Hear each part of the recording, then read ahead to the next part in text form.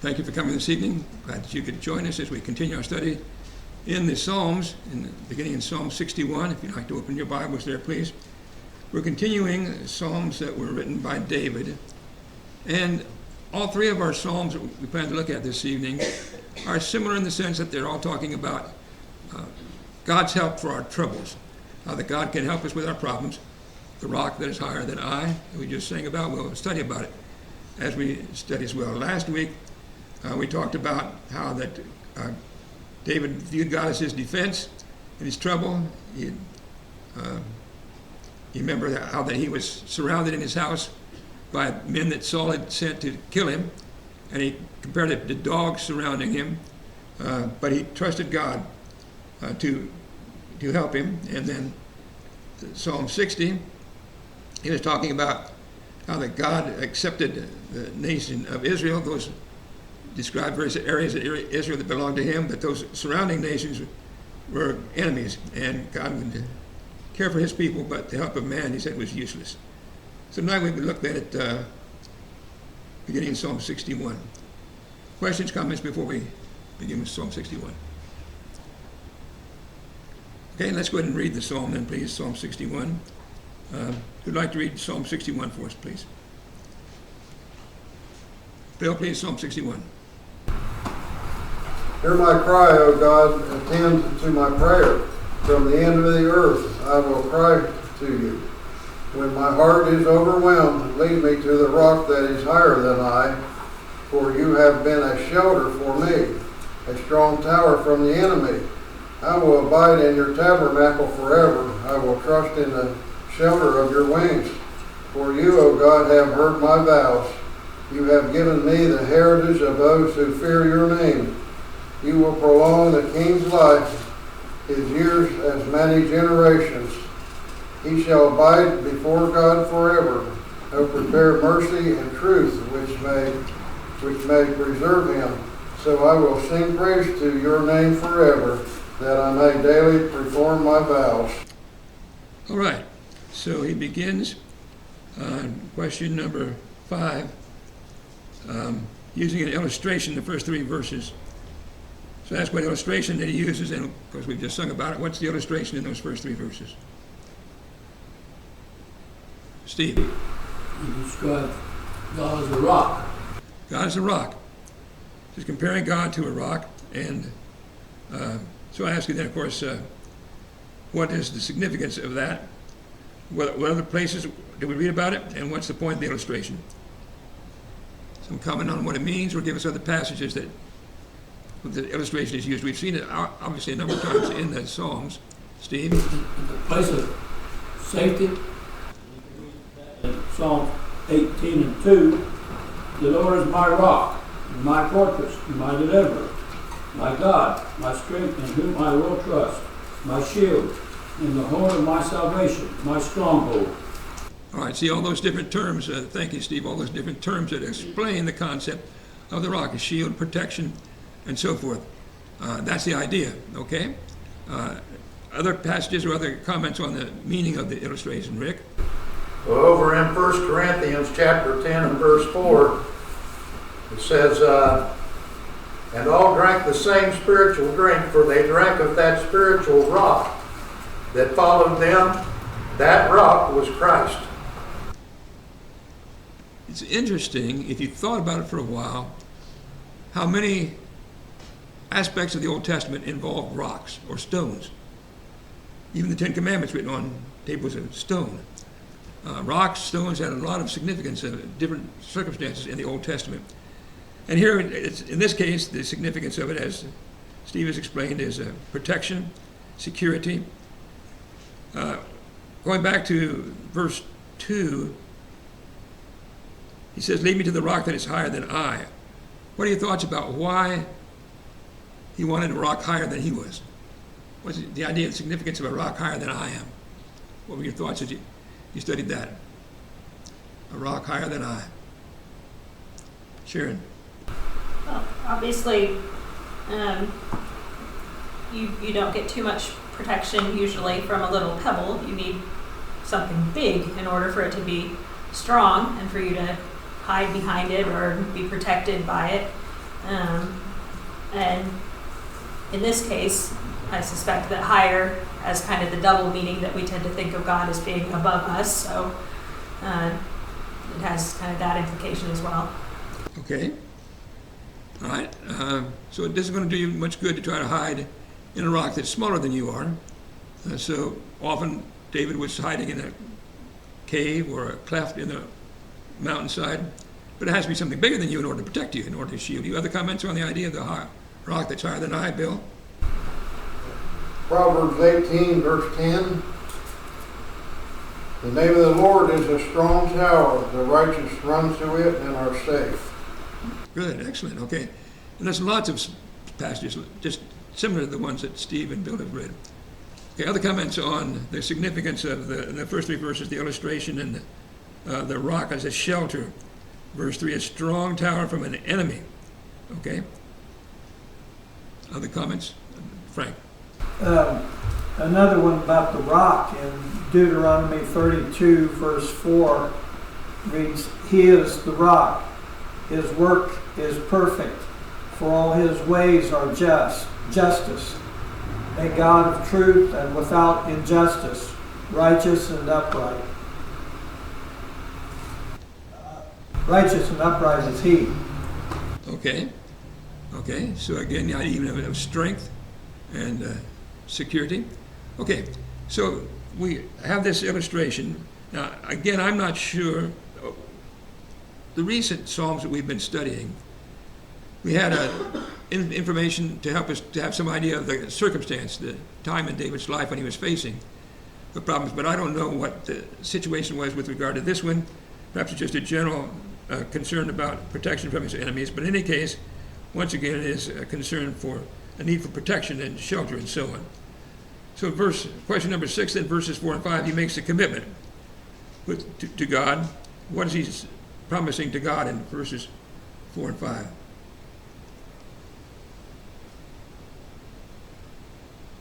What's his commitment, Karen?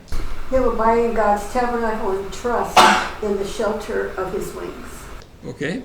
Abide in God's tabernacle. Trust in the shelter of his wings. Okay. Other comments? Rick? Well, in verse 5 there it says, God, you have heard my vows. You have given me the heritage of those who fear your name. So God knows the vows that David has made to him. Okay, so David has made vows, commitments. And he's promising then, he knows he needs God for strength and protection and so on, but he also realizes his responsibility, that he is responsible to serve God, to trust him, and so he recognizes he needs to keep his vows. We've talked about the idea of the vows before, sacred promises, that we all make promises to God that we're going to serve him. When we become Christians, we make a commitment. We do it in our songs, in our worship, as we sing and so forth. We're making commitments. God expects us to keep those commitments. David is promising that he will keep his commitments. And abide in God's tabernacle and trust the shelter of your wings, he says. Okay? Comments, discussion on verses 4 and 5. All right, let me ask this. What about the heritage in verse 5? What heritage had God given David? He says, and the heritage of those who fear your name. What would that heritage be? Karen. Well, we sing the hymn, Faith of Our Fathers, and the Bible refers over and over again back to the faithful people and prophets who served God. Okay, so we have an inheritance of those who are faithful to God, Old Testament and New Testament. Okay, other comments? Susie. I read one commentary saying that they thought this was, because it was David speaking, that it was the kingship. Okay, so there's a sense in which we all have a heritage from God of his blessings that care for us and protect us, and ultimately eternal life if we're faithful.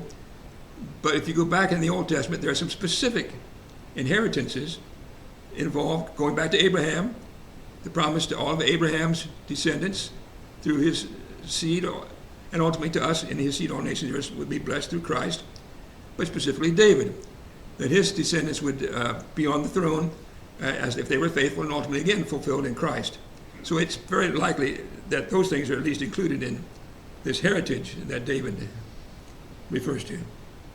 Other comments to verse 5. All right, then what does he say that God is going to do for him beginning in verse 6? Question number 7, blessings he hopes to receive in 6 through 8. So he trusts God as his security. He knows he needs to keep his commitments to God. And then he expects or hopes for blessings, verses 6 through 8. What is he expecting for? Verses 6 through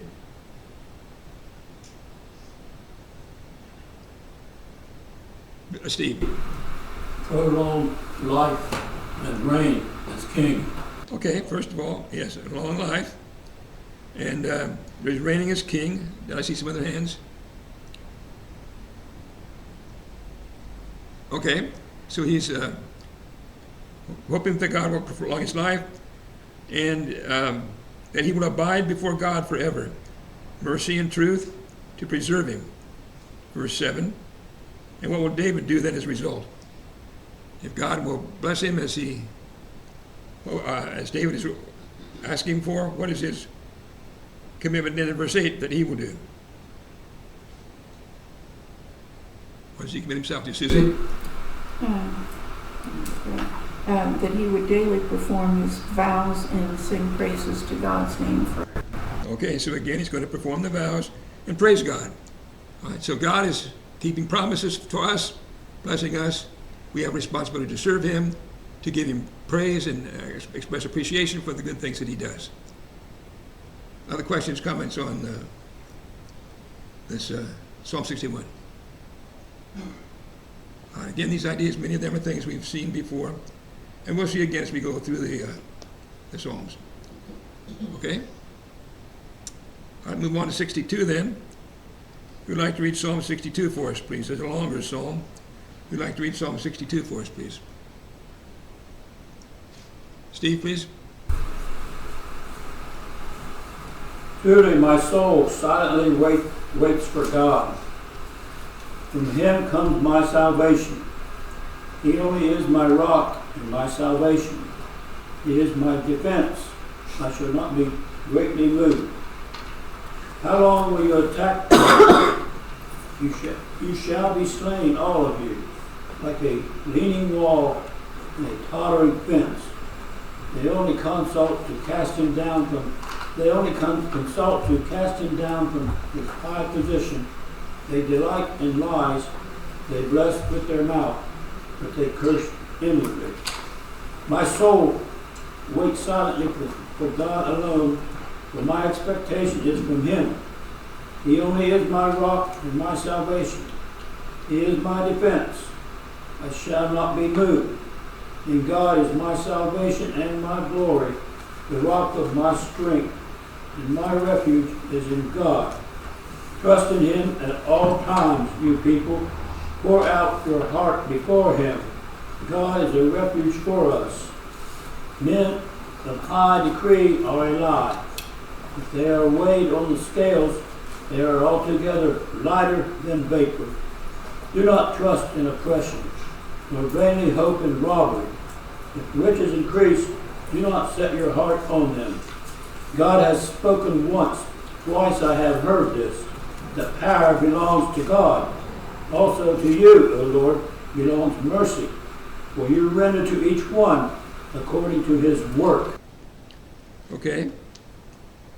So again, in some ways similar, beginning in question number 8. What confidence does David describe the first couple of verses? What is his confidence in those first 2 verses of Psalm 62?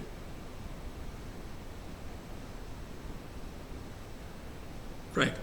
God is the rock of salvation. Okay, so we're back to the idea. You see, God is my rock, my salvation.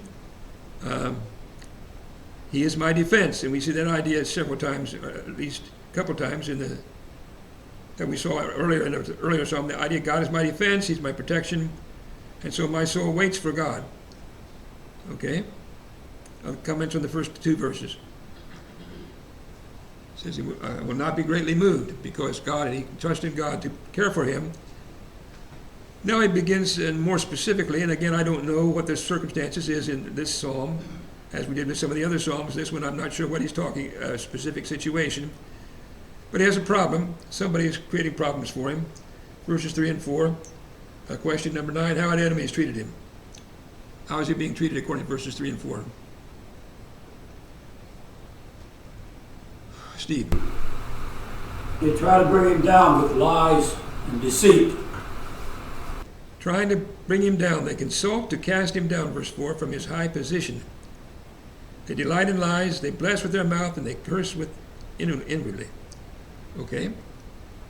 So, what is the significance of the things he says there, bringing him down and so forth? What do you think David is facing? You have some more specific explanation? What do you think he's talking about?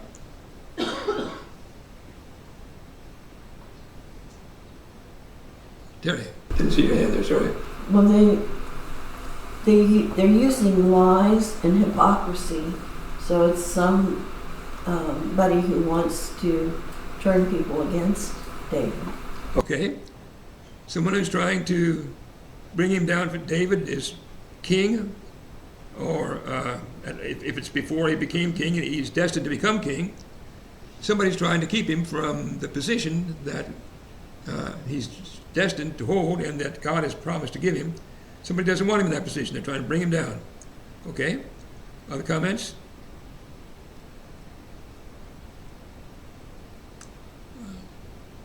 You thought about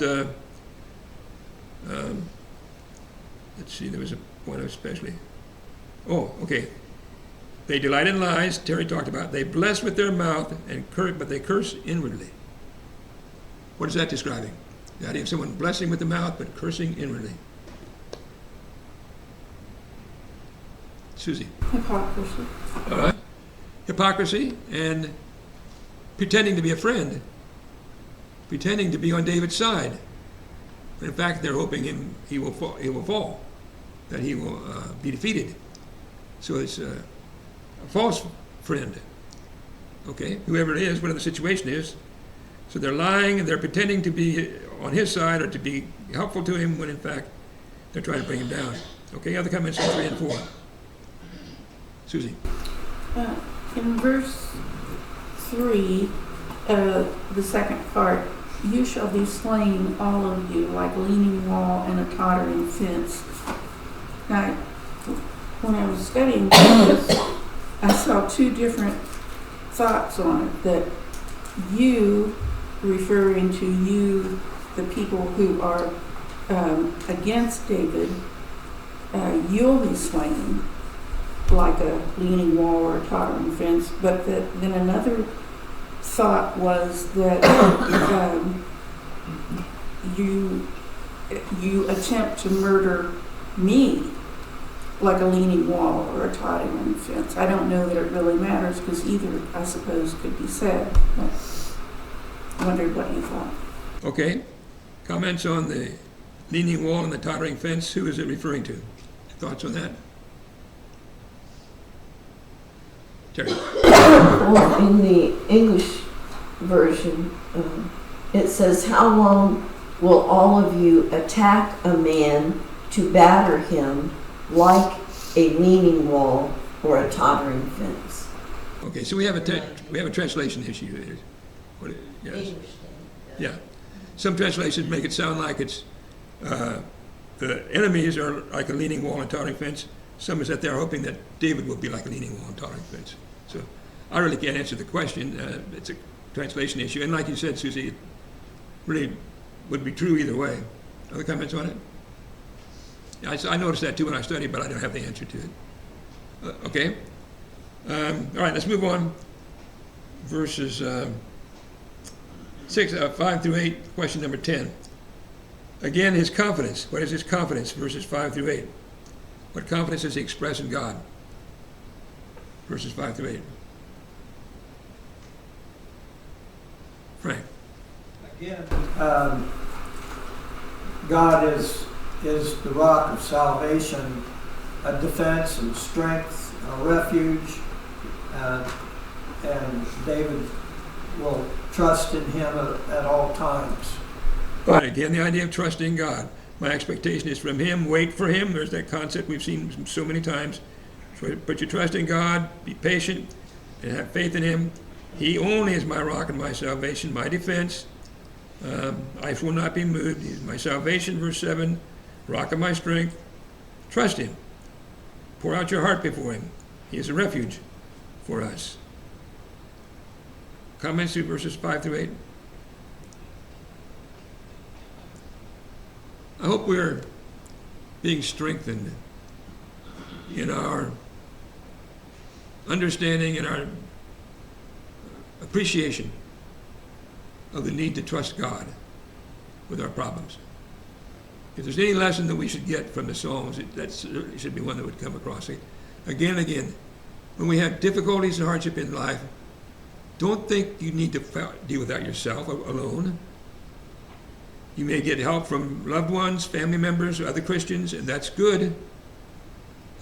But ultimately, your faith needs to be in the Lord. He's the one. You place your ultimate trust. People may help, or they may let you down. They may be pretending like these men to be on your side when they're not. But the one thing you can be sure of is you serve God faithfully, he will be on your side. Terry? The idea of waiting silently for him, I think it carries with it some significance that we're not questioning him and blaming him for what's happening to us. We just rely on the fact that God has promised these things that he will do for us, and we just wait until they happen and not fret ourselves over how's this going to turn out. I don't know what I should do. I don't know what God's going to do. Maybe God's not going to do anything. What am I going to do if God doesn't do anything? We wait silently instead of causing ourselves more grief and issue with the problem because we don't really trust God. Think, for example, of the people of Israel when Moses had led them out of Egyptian slavery. What happened when problems came? Almost immediately, they're fussing against God. They've got a better way than God's way. They're complaining, they're murmuring, they want to go back to Egypt, and they're finding fault with God and his way. And that's exactly what David is saying. It's not the thing to do. You don't, same lesson, Job had to learn the same lesson. It's not up to us to tell God how he's going to work things out. It's up to us to trust him. And it's a lesson we all have to learn, and most of us have to learn it day by day, continue to learn it. But the older you get, at least from my viewpoint, the older you get, the more problems you deal with, the more you realize you need the Lord. And you're not going to be able to deal with your problems alone. Okay, other comments through verse 8? Anybody? Sharon? Related to that, I think the phrase in the middle of verse 8, pour out your heart before him, is a beautiful poetic expression of what we should do frequently, but especially what we do when we're overwhelmed and don't know what to do, and we're just coming to God and laying it all before him and letting so that he can handle it because we can't. But I wonder if that phrase is also reflective of the fact that rocks were often used for sacrifices, or the altars were made of rocks, and you poured things on altars, or you poured the blood at the base of the altar. I don't know for sure, but I wonder if that was intended to bring that picture as well. In any case, that's another example of rocks and the significance in the scriptures. Okay? All right, moving on then, verses 9 and 10. So, what does verse 9 and 10 teach us? And we're in question number 11 now. We're contrasting what we learn and what we should trust according to verse 9 and 10 in contrast to what we trust in verses 11 and 12. So what's the contrast between 9 and 10 and what we trust in verses 11 and 12? Question number 11.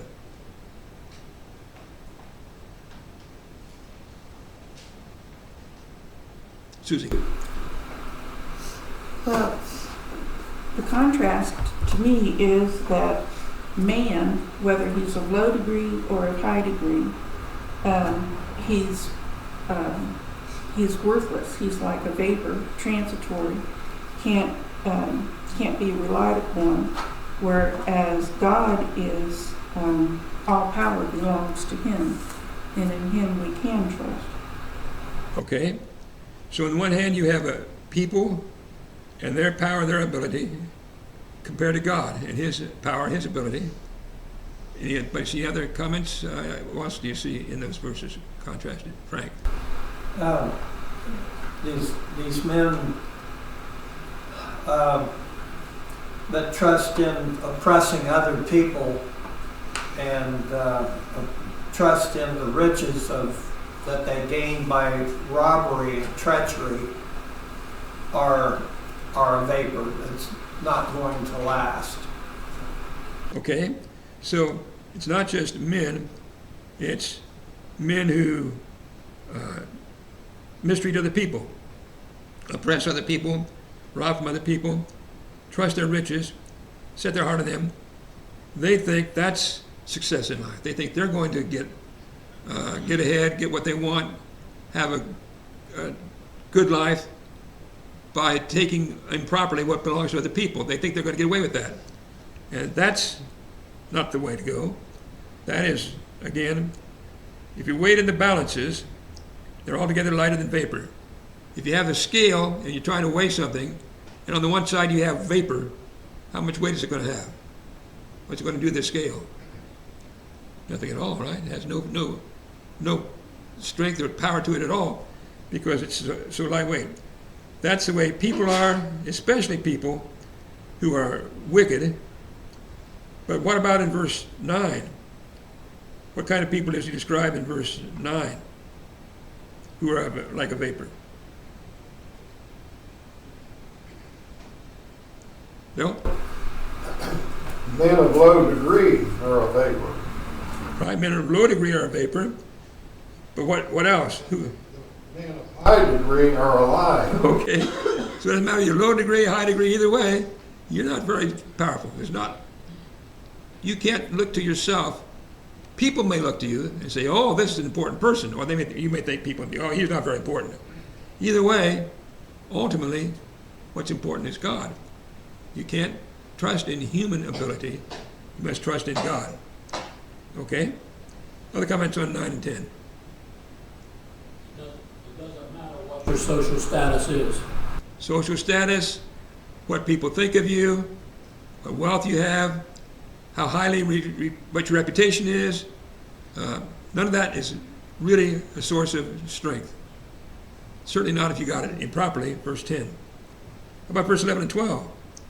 In contrast to man and his weaknesses, what about God, verse 11 and 12?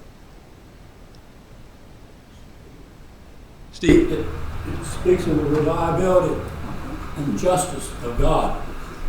Okay. Power belongs to God. That's what I've heard, he says. And to belong to God means mercy. He will render to each one according to his work. God is in charge. God is just. God will give the right verdict for every person, every case, whether you're the servant of God or faithful or the one who's oppressing God's people. All these problems that David's talking about, God's going to make it right. In the end, you can trust him. Okay? Other comments through verse 12. Steve. God judges righteously and fairly in 1 Timothy 6, verse 17. Command those who are rich in this present age not to be haughty, nor to trust in uncertain riches, but in the living God, who gives us richly all things to enjoy. Okay, so I did in the question ask for other passages too, and that one shows the idea that it's not wrong to be rich, but don't trust the riches, because they're just yours to use, not to trust in. Okay, other comments, other passages? Okay, anything else on Psalm 62 before we move on? Anybody? Okay, Psalm 63. Who would like to read Psalm 63 for us, please? Rick, you want to read Psalm 63 for us, please? O God, you are my God. Early will I seek you. My soul thirsts for you. My flesh longs for you. In a dry and thirsty land where there is no water. So I have looked for you, you in the sanctuary, to see your power and your glory. Because your loving kindness is better than life, my lips shall praise you. Thus I will bless you while I live. I will lift up my hands in your name. My soul shall be satisfied with the marrow and fatness, and my mouth shall praise you with joyful lips. When I remember you on my bed, I meditate on you in the night watches. Because you have been my help, therefore in the shadow of your wings I will rejoice. My soul follows close behind you. Your right hand upholds me. But those who seek my life to destroy it shall go into the lower parts of the earth. They shall fall by the sword, and they shall be a portion for jackals. But the king shall rejoice in God. Everyone who swears by him shall glory. But the mouth of those who speak lies shall be stopped. Okay, so the title of this psalm says that David, this had to do with when he was in the wilderness of Judah, which presumably means he was at a time when he's being pursued by Saul, but that could include all kinds of different specific situations. So he's discussing, again, his problems he's facing as he's being mistreated. So first three verses, question number 1. What are some things a servant of God should do? If you're going to serve God, verses 1 through 3, what should you do? What are some things you should do? Steve? Seek God early, thirst for God, and worship and praise. Okay. Seek God early, thirst for God, long for God. Okay, other comments? What else is it? Any other comments? What it says we should do? Want to serve God? What's the idea of seeking God early? What does that express? Seek God when you're young. When you're young? Okay, that is something I hadn't thought of. Other comments? Susie? You don't make him your last resort. He should be your first avenue of thought and protection. Okay, all right. My thought was kind of similar to that, the idea of early in the morning, all day long. Don't just part of the time, but from the time you get up, your whole day, you need to be trusting Him. Okay? The last part of verse 3, my lips will praise you because your loving kindness is better than life. Anything else in the first 3 verses? Okay. And then verses 4 through 6. More things he says that we should do as God's people. What else should we do? Verses 4 through 6. What else should we do?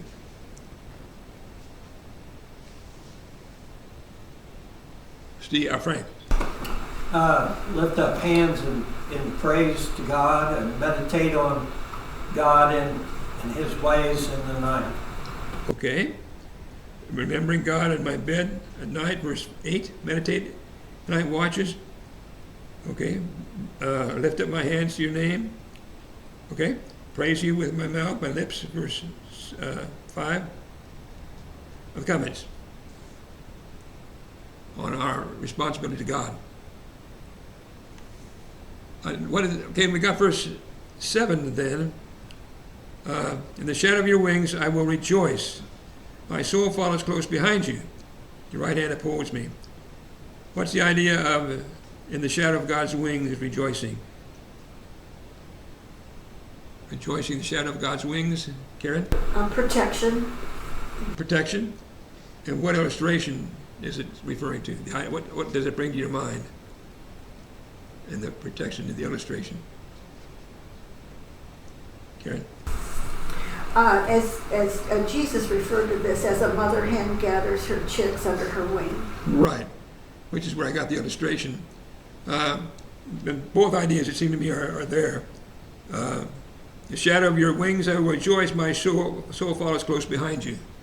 So we have the little baby swans following right behind the mother swan, close to her wings, and protection and guidance, learning from the mother swan.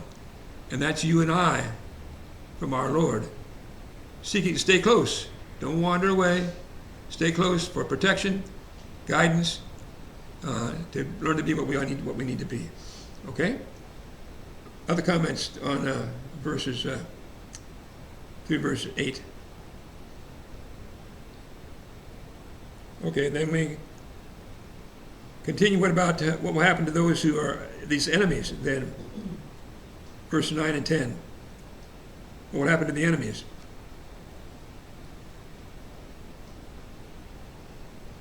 Steve.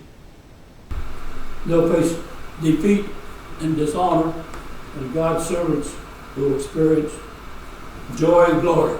Okay, good. All right, verse 9 and 10, you've answered both questions. Verse 9 and 10, they'll fall by the sword, go to the lower parts of the earth. His enemies, they will fall by the sword, portion for jackals. But the king will rejoice in God. Everyone who swears in him shall glory, but the mouth of those who speak lies shall be stopped. So again, justice in the end. Not necessarily quickly, not necessarily this life, but you can trust it. You can be sure in the end, God's people will be blessed and the wicked will be punished. Okay? Other comments, discussion on Psalm 63? Okay? Thank you very much, and we'll continue with 64 and 65, I believe, next time then. Thank you.